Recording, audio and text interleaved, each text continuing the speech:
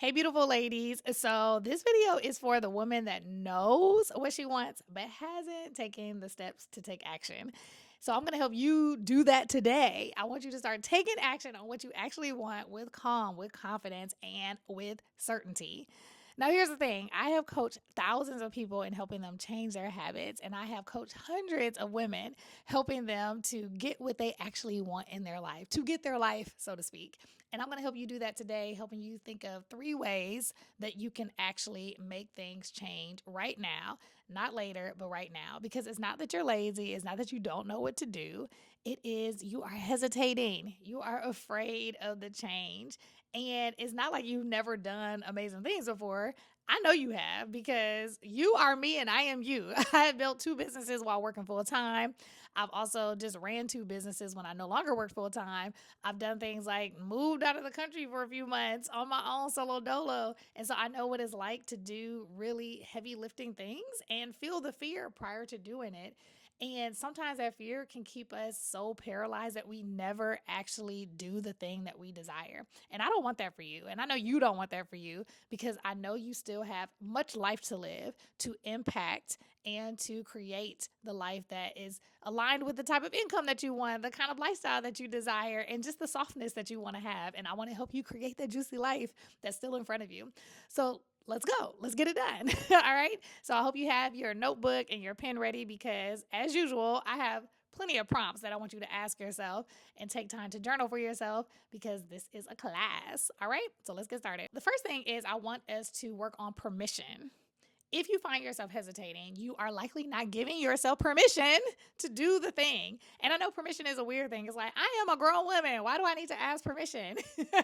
Well, you clearly do, because if you haven't done the thing that you know you've been suppressing doing, it's likely that you're not giving yourself permission. So many times we have grown up in spaces where we are looking for external validation. I am person, I am people, I am you. I have looked for external validation and it's not uncommon. Even our children, they'll look to parents to see what those nonverbal cues are to see if something is okay. And we are still doing that in our adulthood, looking to see if something's okay. But what we haven't necessarily trained ourselves on is how to ask ourselves if this is okay with ourselves. We're so busy looking outside of ourselves for that permission, we're not doing it internally. So I want to have you ask yourself, in what way am I not giving myself permission to move forward on this? What's keeping myself from giving myself permission to do this? Any iteration of those 2 questions, I want you to consider what you can do to help you give yourself permission. So sometimes this has a lot to do with safety, and we'll talk about safety next. But sometimes we don't give ourselves permission for something because we feel like it's something wrong or it might cause us harm. And usually it's not like physical harm. Sometimes it's like psychological or emotional harm of, oh, someone's not going to like it. That kind of harm, right? And so just being honest with ourselves in this space. And the nice thing is, it's your notebook. You can write whatever you want. Nobody else is going to see it unless you show them. So you can be really honest with yourself and not worry about what other people think about your thoughts. These are your thoughts, and you can be honest on paper about what you think. So with that being said, use that to help you give yourself permission to decide to say yes. Now, once we give ourselves permission, we might still feel a certain way. And that's what leads me to the second part, which is safety. So when your body doesn't feel safe, taking any kind of action can feel risky. What's funny is a lot of this doesn't feel like it is like physical action that you have to take. It's not like you're running a race or playing a game, but it is physical action in the sense of you're typing an email, you're making a call, you're using your brain and then your fingers to type or to create the thing that you want to do. And so our body will, in some ways, fight, flight, or freeze when it still feels unsafe. That's why previously when I said give yourself permission, consider is the reason you're not giving yourself permission is because you don't feel safe. So there is something about allowing yourself to feel safe in the decision. So I do a lot of visualization and meditation to help my body feel safe, especially when I'm deciding to do something that is new and I know my body is already trying to get hijacked by my brain in fight, flight, or freeze. I do my best to notice when I'm paralyzing myself. I shared in another video where I was literally paralyzing to create YouTube videos. Now, listen, I've been a speaker since I was 17 years old, created videos. I have like over 200 videos on this channel. I've done uh, keynotes for thousands of people. And yet, a couple weeks ago, I was like paralyzed to create a video, like literally in front of my computer, like, eh. So it's not like I'm running a marathon. It's not like I'm doing something physical, but it is me physically pressing record, me physically writing down my ideas and thoughts about what I want to talk about. Just even the physical act of creating the video, there was this hesitation, this paralyzation. I don't know if that's a real this paralyzation, feeling paralyzed, right? This feeling of paralysis. That's what it is. Thank you all. This feeling of paralysis that came over me, and I didn't want to do it. And so, with that being said, you got to pay attention to your body. And if your body is hesitating, then it might be because there is a feeling of unsafety that's there. And so, if that's the case, feel where that's happening in your body and breathe into it. So, one thing that you can ask yourself is, where in my body do I feel hesitation? And so, for me, it's like literally my hands. Like, I'm like, paralysis was happening. I was like, I don't want to type. I don't want to press record. I don't want to do it. Right. And I would start getting busy. I would even do some flight. So that was like freeze, but I also would do some flight, like run away and make myself super busy. And so just notice, where is that happening in your body? And ask yourself, okay, what would it feel like to feel safe doing this? And just allow yourself to breathe into that part of your body to feel safe, like literally feel safety in your body and connect that safety to what you are doing. Visualization can help you with this. Visualize yourself doing it and feeling good doing it, and allow you yourself to feel that in your body. This can create the safety that you need to move forward. And sometimes a really great question that you can ask yourself is, what would I need to be true to feel safe? This is something that a friend of mine gave me as a question when I was really stuck on something that I wanted to do. She was like, well, what would need to be true for you to move forward? And I'm like, oh, what a great question. And so you can ask yourself that question too. What would need to be true to move forward? And ask yourself that in a way that feels realistic, knowing that you're still going to take action. Now, here's the thing. We can say, what needs to be true? That I have to have $1 million and, my kids have to be out of the house before I do it. It's like, we're not talking about those kind of answers, because that's not what you're doing to feel safe. That's what you're doing to continue to avoid.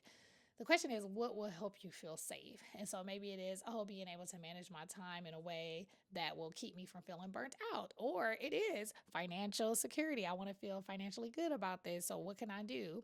And so those are real questions that won't take 10 years for you to figure out, because the goal is to take action now, not to continue to delay. The third point, and stay tuned because I actually think I have a fourth point too, but the third point is enough, feeling enough. Sometimes we are not taking action because we don't feel like we're enough. We feel like we have to continue to be performative. This kind of goes back to permission. Sometimes we don't give ourselves permission because we haven't done enough. And so is there a way that we can allow ourselves to feel like what we have right now is enough? That was even me hesitating on creating YouTube videos the other week. I was like, did I practice enough? Do I have enough written down? Are there other things that I want to do before I create more videos? And again, that comes back to enoughness. So it's a difference between being planned and feeling like no matter what you do, you still haven't done enough. And I want you to get to a calm where you feel good about where you are right now and what you have to give right now. Because the truth of the matter is, whatever you have right now is enough. You will never be 100% ready for anything that we do in our lives. Not one single thing. And I'm sure you can resonate with this, that as you actually decided to do a thing, you became more ready as you put your hands to the plow. You actually started doing the thing. That's what helped you become more ready to do it, to understand what you did right, what could have been better, and being able to continuously learn from action. And so the more that you take action, the more that you'll feel more ready, which is weird, but it's just the truth. But you got to start somewhere. So feel like you have enough. So ask yourself, how can I see how I am already ready to do this? Like, how can I see it? How can I feel more comfortable with being already ready? And so maybe it is making a list of all the things that you've already done to prepare yourself up to this point. Maybe it's giving yourself the opportunity to think about experiences that connect to helping your audience, if creating a business is that the thing that you wanted to do. Whatever is connected to what you want to do, consider how you have already prepared for it. And that whatever you have right now is a 100% enough.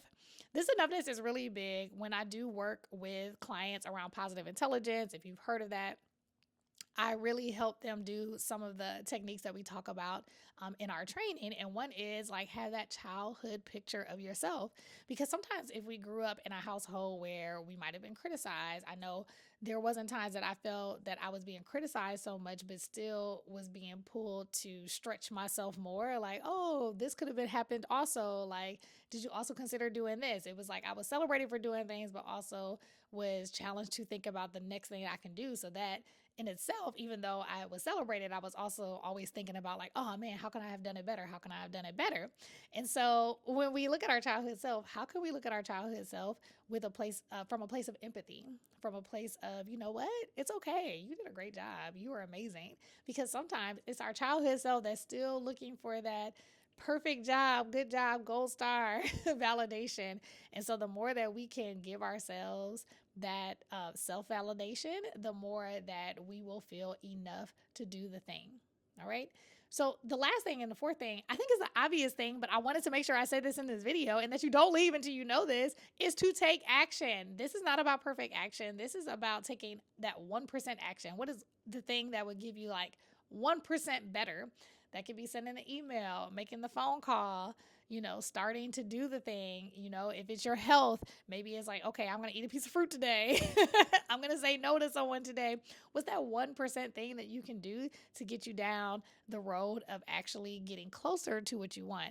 Even when I decided to move out of my apartment and start traveling, one thing was like buying the plane ticket. It's like, okay, that's right, buy the plane ticket today. What is that bold action that you can take today to get you down the road of making the decision and taking action aligned with it? Because trust me, once you decide, everything is going to fall in line. You know this because you've done this before in your life. But you just get to do some of this inner work, some of this soul work that's going to help you really get to the other side, because you're unearthing what is stopping you in the first place. So if you like this video, then you'll really like my main character energy playbook. I have it linked below. It's really going to help you in 21 days really lock in on your main character energy. I really think it's important for us to be the authors of our story, to co-author our story with the Lord in helping us move our lives forward. So if you really like this video and you know that that would be helpful, go ahead and click below and let me know what you are going to do to be 1% better. What is the action that you're going to take from this video? I would love to hear from you, because I'm excited to see your lives move forward, and I hope you are too. Until the next time, see you in the next video.